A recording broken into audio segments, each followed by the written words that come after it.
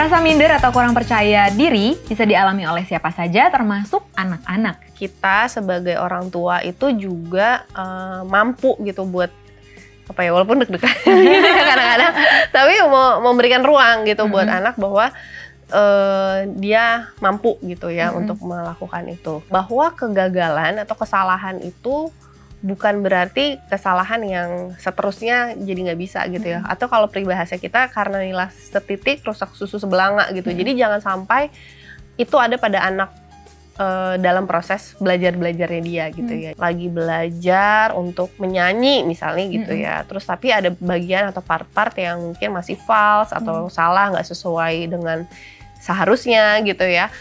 Terus selalu orang tuanya menghukum gitu. Nah itu yang kita perlu lihat sebenarnya menghukum ini tuh sampai mana gitu. Jangan sampai anak merasa.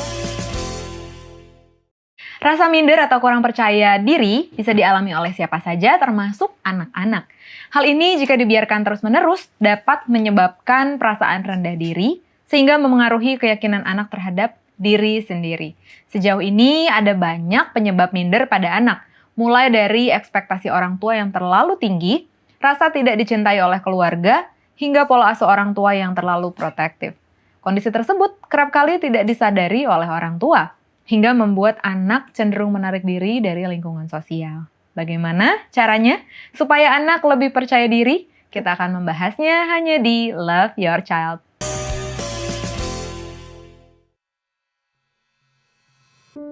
Ini Kirana, anak yang suka menggambar diam-diam. Tapi jarang menunjukkan hasilnya ke orang lain. Bukan karena ia tak bisa, tapi karena ia belum percaya bahwa yang ia buat layak dilihat. Tapi hari ini, satu stiker kecil dari Bu Guru membuatnya tersenyum untuk pertama kalinya.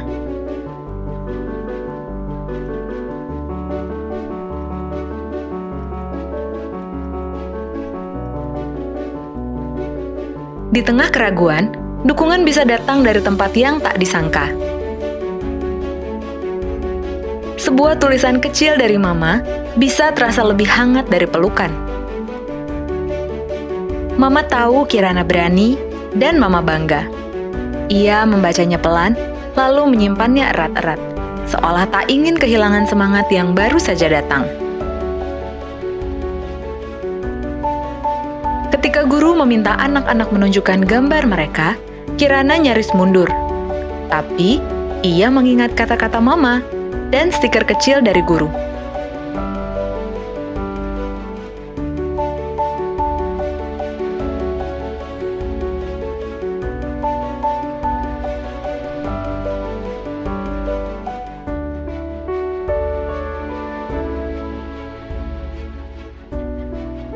Untuk pertama kalinya, Kirana menunjukkan apa yang ia buat. Dan untuk pertama kalinya, teman-temannya bertepuk tangan untuknya.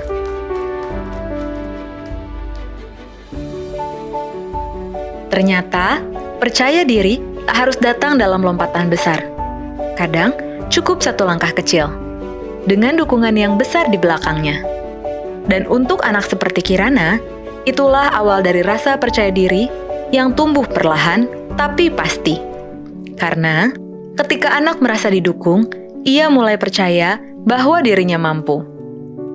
Setiap anak bisa percaya diri, asal kita percaya duluan.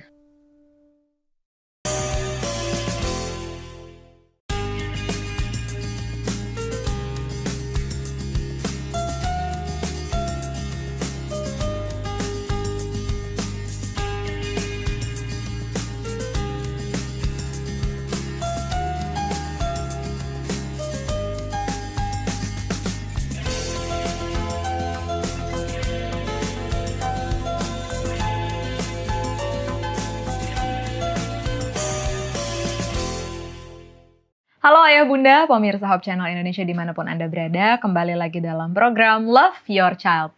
Satu program yang mengajak kita untuk mendidik, mengasihi anak menjadi generasi yang lebih baik. Hari ini kita akan membahas mengenai meningkatkan percaya diri pada anak, dan kita akan membahasnya tentu saja bersama narasumber kita, seorang psikolog, Ibu Gioberta Mahanani, psikolog. Halo. Halo. Apa kabar Ibu Gilberta? Baik, Bu Nova, apa kabar? Baik, puji Tuhan. Wah, kali ini pembahasan kita cukup penting nih Bu. Karena mungkin saya buka dulu dengan diri saya sendiri ya.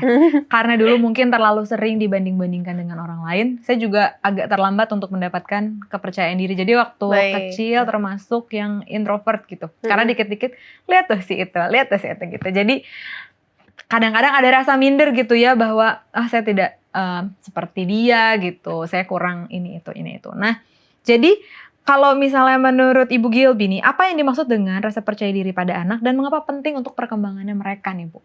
Baik, jadi rasa percaya diri sendiri itu sebenarnya adalah bagaimana seorang anak itu yakin dengan dirinya, yakin dengan kemampuan dirinya juga gitu ya. Jadi wah ternyata aku bisa melakukan ini, ternyata aku mampu gitu ya untuk melakukan ini. Nah sebenarnya sama sih sama orang tua ya kurang lebih gitu ya.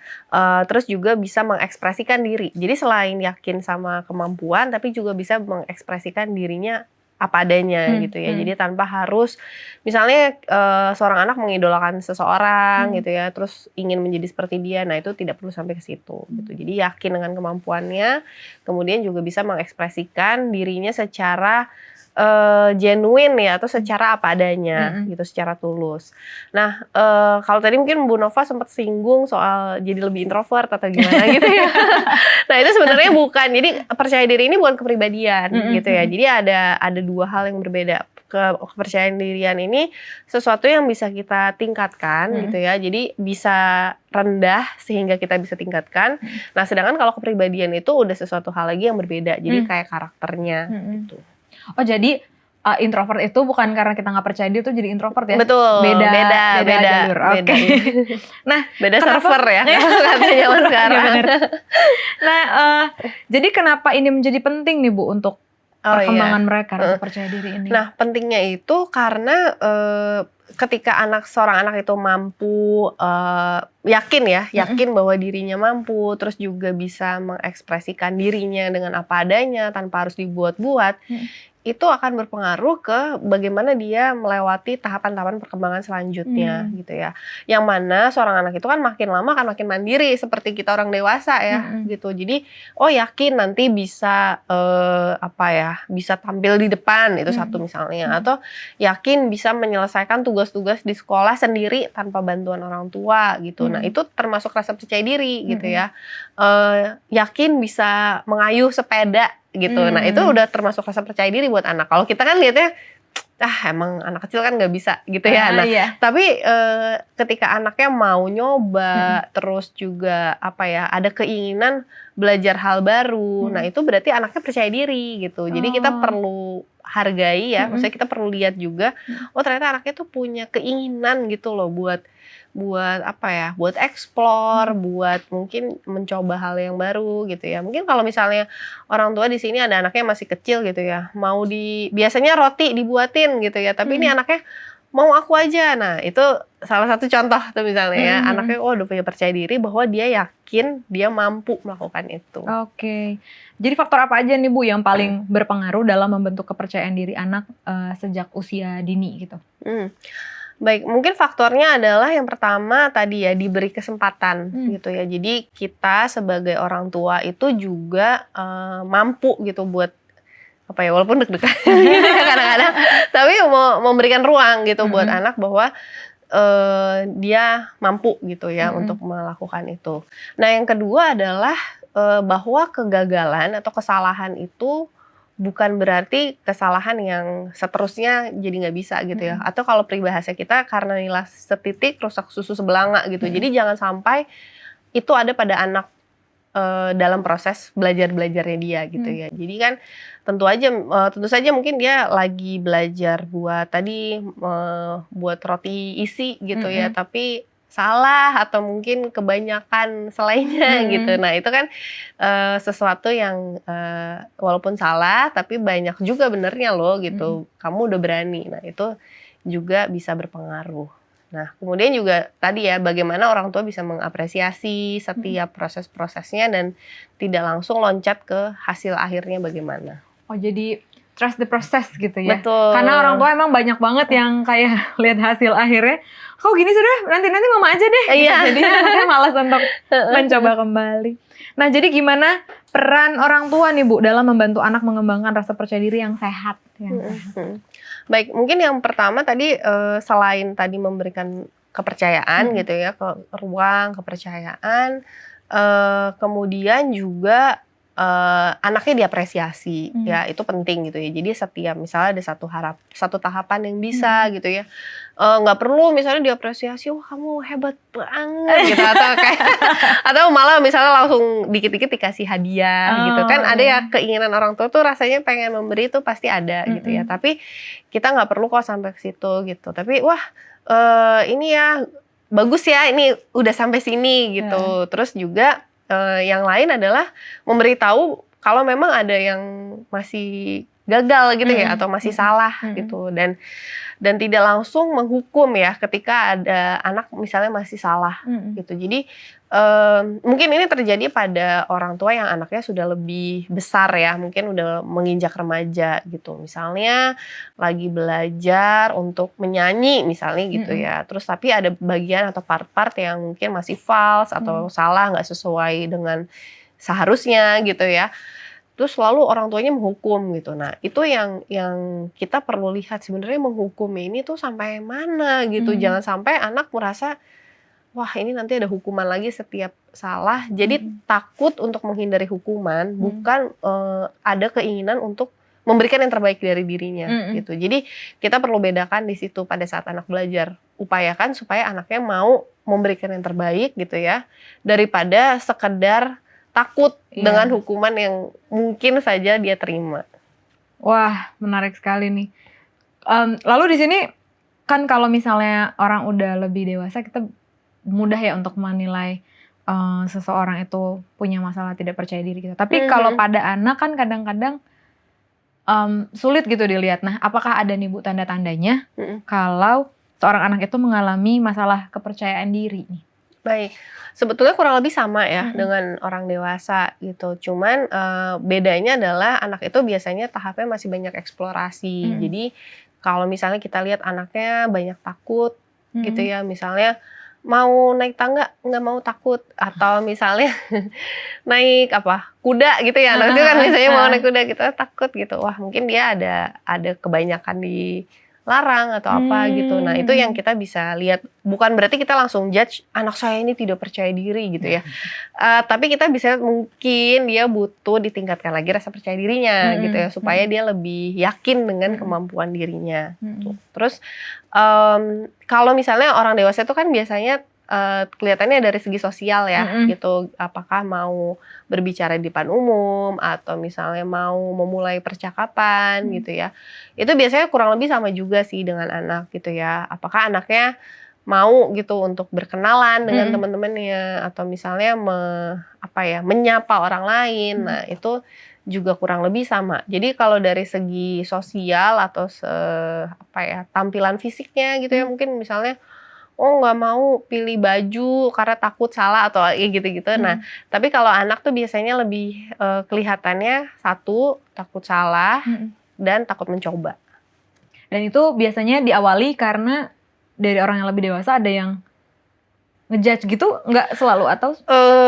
Nggak selalu gitu ya. Ada yang mungkin anak-anak menafsirkan gitu ya, atau menangkapnya berbeda gitu ya dari beberapa pengalaman yang dia dapat gitu. Jadi atau mungkin memang ada bawaan anaknya, karena kan biasa pertumbuhan kita tuh secara biologis dan sosial ya. Jadi bisa juga kalau kata orang dulu dari sononya gitu ya.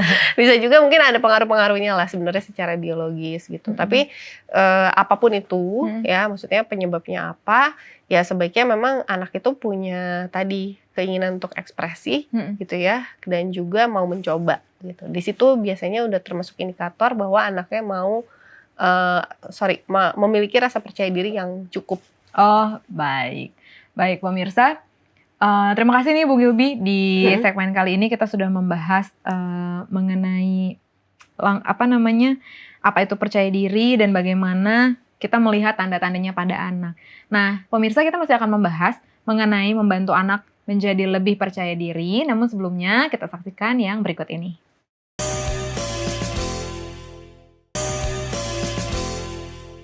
Kembali lagi di Love Your Child dan kita masih membahas mengenai membantu anak menjadi lebih percaya diri bersama dengan narasumber kita Ibu Gilby. Nah Ibu Gilby, apakah penting nih bagi orang tua untuk memberikan pujian bagi anak? Kan kadang-kadang ada juga orang yang takut katanya nanti jadi kebiasaan nanti gitu, pengennya dipuji terus gitu. Nah jadi dari pendapat psikolog sendiri nih gimana? Iya tentunya perlu ya. Maksudnya memang kan kalau kita pernah baca juga ada bahasa cinta gitu ya.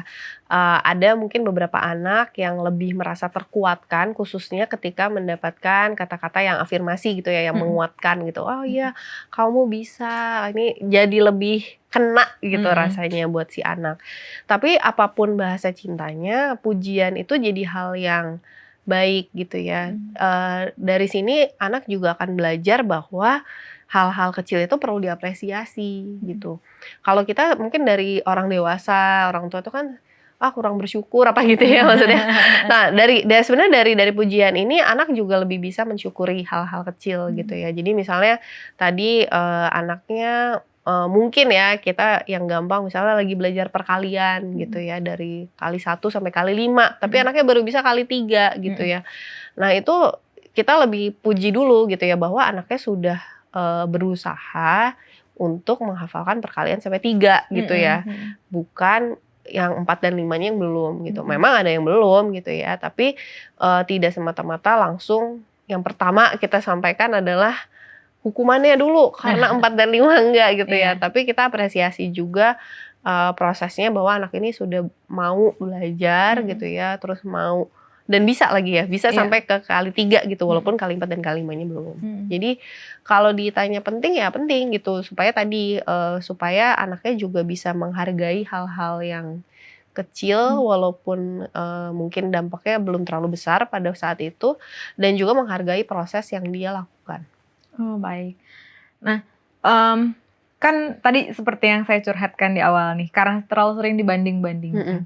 Apakah ada dampak dari terlalu sering membandingkan anak dengan saudara atau teman-temannya terhadap rasa percaya diri mereka? Betul. Apakah ada dampaknya gitu? Pasti ada dampaknya. Mungkin juga kalau kita orang dewasa sering melihat ya gitu ya. Kalau ini yang saya lihat ya, maksudnya dari klien atau mungkin dari dinamika orang dewasa kan, wah dia pencapaiannya sudah sampai sini, tapi saya belum gitu ya. Itu kan terjadi di dunia dewasa. Nah ternyata anak-anak juga gitu. Jadi untuk meningkatkan percaya diri itu bukan sama sekali dengan membandingkan dirinya dengan orang lain gitu ya. Tapi kalau misalnya kita mau memotivasi gitu ya, misalnya ibu lihat itu temen kamu cocok kayaknya les bahasa Inggris di situ misalnya gitu ya. Kamu mau coba nggak? Lebih baik kita ajak gitu ya. Bukan, kok temen kamu jago banget, kamu enggak gitu ya. Itu kan jelas intimidatif gitu ya untuk anak. Bahasanya justru merendahkan kemampuan anaknya gitu. Tapi kalau kita lihat sesuatu yang bagus, lalu kita harapannya anaknya bisa bagus juga gitu ya. Lebih baik diajak gitu daripada dibandingkan gitu. Jadi oh ya ini kayaknya dia lebih aktif sekarang di situ. Ayo kita sama-sama yuk kita lihat gimana caranya supaya bisa seaktif itu misalnya gitu. Iya. Jadi diajak ya berarti orang tuanya juga harus ada effort ya. Betul. Untuk kalau anaknya mau seperti yang lain gitu ya. Baik. Nah, kan ada juga anak-anak yang sekali 2 kali mencoba terus dia ngerasa aku kayaknya nggak cocok, nggak bisa gitu, langsung kayak gitu. Nah, bagaimana menghadapi anak yang mudah menyerah dan takut gagal nih Bu? Bagaimana cara kita mengajak mereka, enggak kok ini coba lagi deh gitu. Kayaknya susah. Baik, ini kayaknya sepertinya masalah lintas generasi ya. Kayaknya orang tua pasti bilang anak-anak muda zaman sekarang lebih patah semangat gitu ya. Nah, mungkin kita juga mesti lihat bagaimana kenapa anaknya putus di tengah jalan gitu ya. Apakah tadi kurang ada apresiasi atau mungkin memang sebenarnya nggak cocok terus anaknya udah sadar gitu ya, akhirnya nggak mau gitu ya.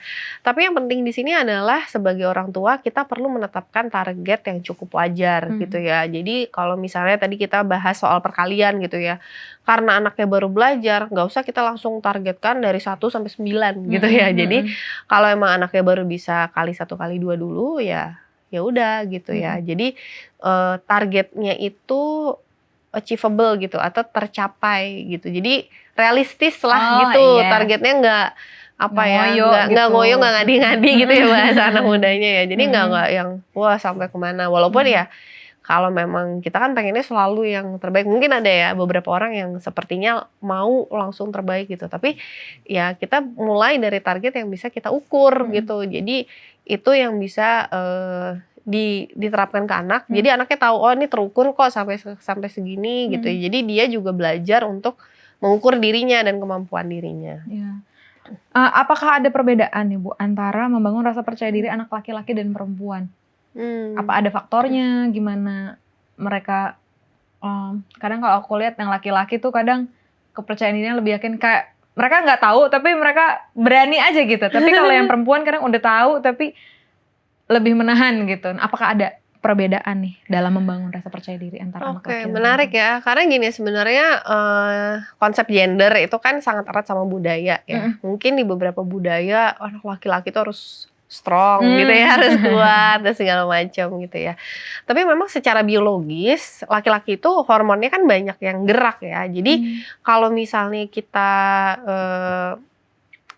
bandingkan gitu ya, mungkin tugas-tugas atau kegiatannya itu yang kita perlu sedikit bedakan gitu ya. Misalnya ayah bunda di rumah anaknya ada yang laki-laki dan ada perempuan gitu ya. Jadi entah misalnya satu laki-laki satu perempuan atau dua laki-laki satu perempuan dan seterusnya gitu ya. Kita perlu bedakan mungkin jenis aktivitasnya gitu ya. Kenapa? Karena anak laki-laki itu memang secara tubuh itu secara biologisnya hormon dan lain-lain gitu ya, itu lebih banyak geraknya. Jadi kalau misalnya mau belajar ya mungkin anak laki-lakinya lebih banyak misalnya belajar basket, belajar sepeda gitu ya, atau belajar yang lain lah, mungkin bela diri atau apa gitu yang lebih melibatkan fisik gitu, sehingga memang tersalurkan juga energinya dan memang tepat ya gitu. Nah mungkin kalau anak-anak yang perempuan bisa misalnya ya belajar melukis gitu, belajar apa menganyam atau apa gitu ya yang sifatnya memang lebih nggak terlalu banyak gitu. Tapi lagi-lagi ini bukan sebuah pakem gitu ya. Walaupun memang secara penelitian ya itu ya laki-laki biasanya hormonnya lebih banyak. Tapi tidak menutup kemungkinan juga bahwa ada anak perempuan yang aktivitas geraknya itu juga tinggi gitu ya. Jadi mungkin anak perempuannya juga butuh les bela diri atau apa segala macam gitu. Jadi diperhatikan kembali ke anaknya. Cuman memang kalau misalnya secara laki-laki dan perempuan benar-benar harus berbeda, sepertinya tidak ada gitu ya. Cuman diperhatikan aja bagaimana konteks sosialnya gitu ya, dan tadi ya peran-perannya di keluarganya bagaimana laki-laki perempuannya, atau mungkin urutan kelahirannya itu juga jadi penting gitu ya. Maksudnya anaknya apakah mau perannya jadi kakak gitu kan. Jadi itu yang perlu juga diperhatikan. Oke, berarti orang tua juga secara pribadi harus melihat anaknya satu persatu ya, nggak bisa disamain semua. Kayak ini kemarin kakaknya ini kok, ya adanya juga berarti samain gitu, enggak ya? Karena setiap anak berbeda, baik laki-laki perempuan, dan setiap jadi personal gitu ya, Bu ya? Betul, custom ya. Custom ya. Karena kan ya saya yakin Tuhan gitu kan juga menciptakan nggak pakai cetakan gitu. Jadi pasti ada ininya gitu ya, resep pribadinya masing-masing satu orang. Luar biasa. Baik, terima kasih Ibu Gilby. Dan pemirsa, kita masih akan melanjutkan lagi untuk mendengarkan tips dan juga kesimpulan yang akan disampaikan oleh narasumber kita setelah yang satu ini. Tetaplah bersama kami di Love Your Child.